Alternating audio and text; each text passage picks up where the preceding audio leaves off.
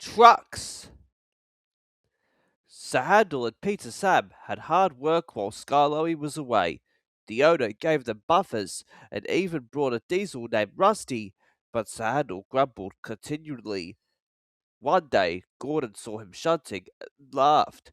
My controller makes me shunt, Sir Handel said sheepishly, and take trucks to quarries too.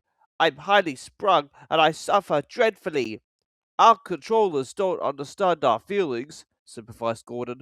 Now, if you were ill, he winked, you couldn't go, could you? Good idea, said Saddle. I'll try it. I don't feel well, he groaned next morning. There wasn't time to examine him then, so some of the trucks were coupled behind Peter Sam's coaches, and Rusty promised to follow with the rest. Hee hee hee, sniggered Sir Handel, but no one noticed. They were all too busy. Peter Sam didn't mind the extra work. He left his coaches at the top station and trundled cheerfully through the woods. The trucks chattered behind him in an agitated way, but he paid no attention. It might have been better if he had. Slates come from quarries high up in the hills. They travel down in trucks on a steep railway called an incline. Empty trucks at the bottom are hitched to a rope. Loaded ones at the top are hitched to one another. By their weight, loaded trucks run down the incline, pulling the empty ones. There are strong brakes in the winding house at the top to prevent loaded trucks from running down too fast. The ropes are very strong too, but in spite of this, trucks sometimes play dangerous tricks. Peter Sam never bumped trucks unless they misbehaved. Sir Handel bumped them even if they were good, so they didn't like him, and played the tricks whenever they could. Peter Sam pushed the empty trucks to a siding where his fireman hitched them to the rope. Then on another siding he pulled back some loaded trucks. With these in front of him he stood waiting. More loaded trucks stood at the top of the incline ready to come down. They couldn't see Peter Sam. They thought he was the handle and wanted to pay him out. They began to move. Faster! Faster! They grumbled. They reached halfway, gathering speed.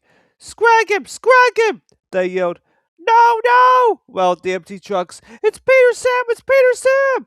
But it was no use. The loaded trucks were straining at the rope.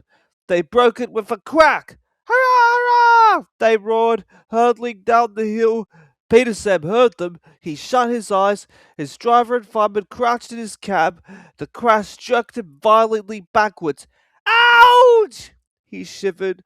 I didn't expect a cold bath. The water poured from a channel smashed by flying slates. He was soaked from funnel to cab. Peep, peep, he spluttered, and was glad when he heard Rusty's answering. Toot! Bust my buffers, exclaimed Rusty. What a mess!